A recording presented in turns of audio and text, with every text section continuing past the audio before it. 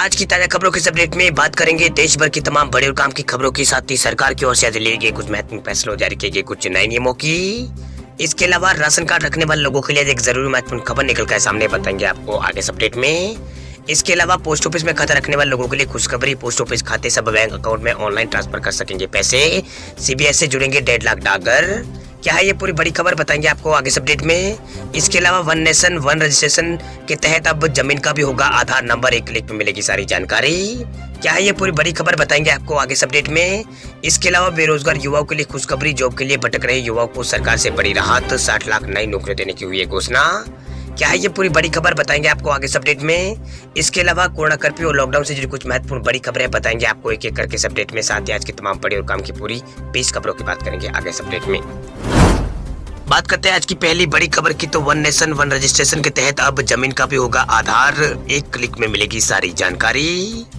केंद्र सरकार one nation one registration कार्यक्रम के तहत जमीनों के लिए एक यूनिक रजिस्टर्ड नंबर यहां पर जारी करने की तैयारी में है। वही बजट 2022 में वित्त मंत्री निर्मला सीतारमण ने भी ऐलान किया है कि लैंड का डिजिटल तरीके से रिकॉर्ड रखा जाएगा। इसके लिए आईपी बेस्ड टेक्नोलॉजी का इस्तेमाल किया जाएगा। वही जमीनों के कागजों जो कागज है उसकी मदद से उनका रिकॉर्ड को डिजिटल रिकॉर्ड यहाँ पर रखा जाएगा, यानी जो पुराने कागज है उनके जरिए यहाँ पर डिजिटली रिकॉर्ड जमीनों का रखा जाएगा। वही केंद्र सरकार का लक्ष्य 2023 तक देश भर के लैंड रिकॉर्ड को डिजिटल करने का है। वही मार्च 2023 तक पूरे देश में जमीनों का रिकॉर्ड डिजिटल करने का लक्ष्य यहाँ पर रखा गया है। आने वाले दिनों में महज एक क्लिक पर आपकी जमीन से संबंधित दस्तावेज आपके सामने होंगे। वही देश में कहीं भी किसी भी जगह पर आप अपनी जमीन से संबंधित जानकारी हासिल कर सकेंगे। चलिए बात करते हैं अगली खबर की, तो पोस्ट ऑफिस में खाता रखने वाले लोगों के लिए खुशखबरी, पोस्ट ऑफिस खाते से बैंक अकाउंट में ऑनलाइन ट्रांसफर अब कर सकेंगे पैसे। सीबीएस से जुड़ेंगे 1.5 लाख डाकघर। वित्त मंत्री निर्मला सीतारमण ने कहा है कि भारत में सभी 1.5 लाख पोस्ट ऑफिसों को मूल बैंकिंग प्रणाली यानी सीबीएस से जोड़ा जाएगा। इससे लोग अपने खातों का ऑनलाइन संचालन कर सकेंगे। वही पोस्ट ऑफिस खातों और अन्य बैंकों में पैसे लेन देन वो कर सकेंगे। वही सीतारमण ने कहा है कि 2022 में पूरे देश में यहाँ पर 100% 1.5 लाख पोस्ट ऑफिस बुनियादी बैंकिंग प्रणाली से यहाँ पर जुड़ जाएंगे। इससे वित्तीय समावेश और नेट बैंकिंग और मोबाइल बैंकिंग और एटीएम के जरिए खातों का संचालन संभव हो जाएगा।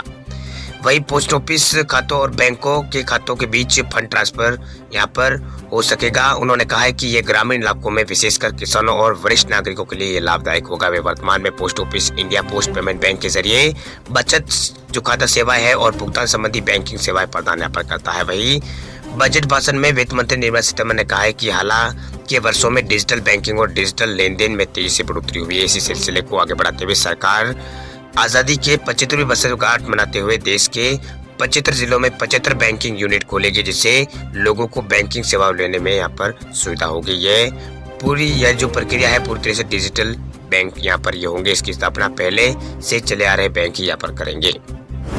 चलिए बात करते हैं अगली खबर की, तो पीएम मोदी के यूट्यूब चैनल के सब्सक्राइबरों की संख्या पहुंची 1 करोड़ पार, दुनिया भर के सभी नेताओं को छोड़ा है पीछे।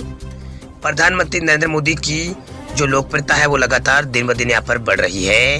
वही पीएम मोदी की दुनिया भर में लोग यहाँ पर प्रशंसा करते हैं, उन्हें पसंद यहाँ पर करते हैं। यही वजह है कि दूसरे देशों के सेलिब्रिटी भी इस मौके पर पीएम मोदी के काम की तारीफ करते रहते हैं, जिसका ताजा उदाहरण हाल में ही 26 जनवरी को देखने को मिला, जहाँ गणतंत्र दिवस के मौके पर दुनिया भर से पीएम मोदी को संदेश प्राप्त हुए।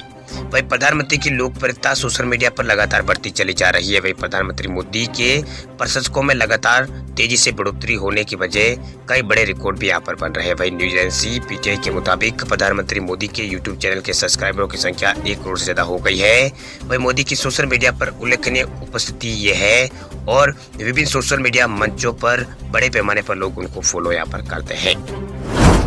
चलिए बात करते हैं अगली खबर की, तो जॉब के लिए भटक रहे युवाओं को सरकार से बड़ी राहत, 60 लाख नई नौकरियां देने की हुई है घोषणा।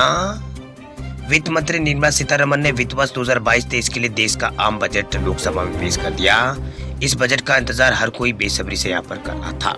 वही भारत में रोजगार पिछले कुछ दिनों से सबसे अहम मुद्दा यहाँ पर रहा है। वही बेरोजगारों की बढ़ती संख्या ने सरकार पर भी लगातार दबाव डालने का काम यहाँ पर कर रही थी, मतलब सरकार पर भी लगातार दबाव बन रहा था। इस बीच बजट से ऐसे युवाओं को भी यहाँ पर अच्छी उम्मीद दी थी।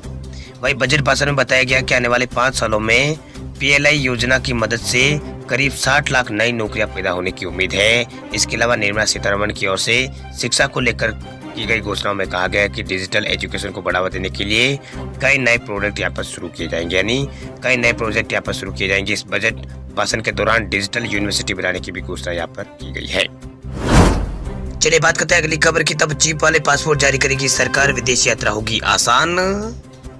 बजट 2022 में सरकार ने यहाँ पर ई पासपोर्ट यानी चिप वाले पासपोर्ट जारी करने का ऐलान किया है। मंगलवार को आम बजट 2022-23 पेश करते हुए वित्त मंत्री निर्मला सीतारमण ने कहा है कि अगले वित्त वर्ष से देश में यहाँ पर फ्यूचर की टेक्नोलॉजी युक्त ई पासपोर्ट यहाँ पर जारी किए जाएंगे, जिससे नागरिकों के लिए विदेश यात्रा आसान हो जाएगी। इस पासपोर्ट के जैकेट में एक यहाँ पर इलेक्ट्रिक चिप यहाँ पर होगी। इसमें एक अहम सिक्योरिटी से संबंधित डेटा इनकोडेड यहाँ पर होगा। वही वर्तमान में भारत के नागरिकों को यहाँ पर प्रिंटेड बुकलेट में यहाँ पर पासपोर्ट जारी किया जाता है। इससे पहले विदेश मंत्री जयशंकर प्रसाद ने कहा था कि मंत्रालय को नागरिकों के चिप वाले पासपोर्ट जारी करने के प्रोडक्ट संबंधी इंडिया सिक्योरिटी प्रेस के साथ बातचीत यहाँ पर इसने शुरू कर दी है।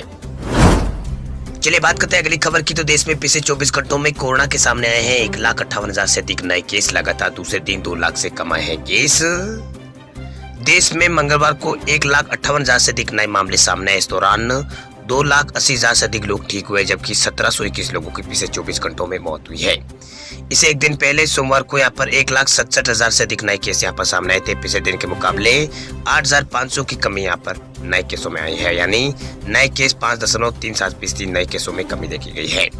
वही लगातार दूसरे दिन 2 लाख से कम नए केस यहाँ पर मिले हैं। वही पीक से पहले केस बढ़ने के दौरान यहाँ पर 8 जनवरी को 1,59,000 केस मिले थे। वही 20 जनवरी को सबसे यहाँ पर ज्यादा 3,47,000 से अधिक नए केस यहाँ पर मिले थे। वही 20 जनवरी के बाद कोरोना केसों में लगातार गिरावट देखी जा रही है।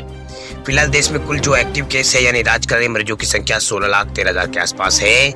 वही पिछले दिन के मुकाबले एक्टिव केसों की में करीब 1,23,000 की कमी यहाँ पर देखी गई है। कुल यहाँ पर जो भारत में मामले हैं वो 4 करोड़ और 16 लाख पार हो चुके हैं। वही हेल्थ मिनिस्ट्री के मुताबिक देश में पिछले 24 घंटों में 1721 लोगों की मौतों में से 1,023 मौतें केरल में पिछले दिनों के दौरान यहाँ पर हुई थी, जिसके आंकड़े भी जारी यहाँ पर किए गए हैं।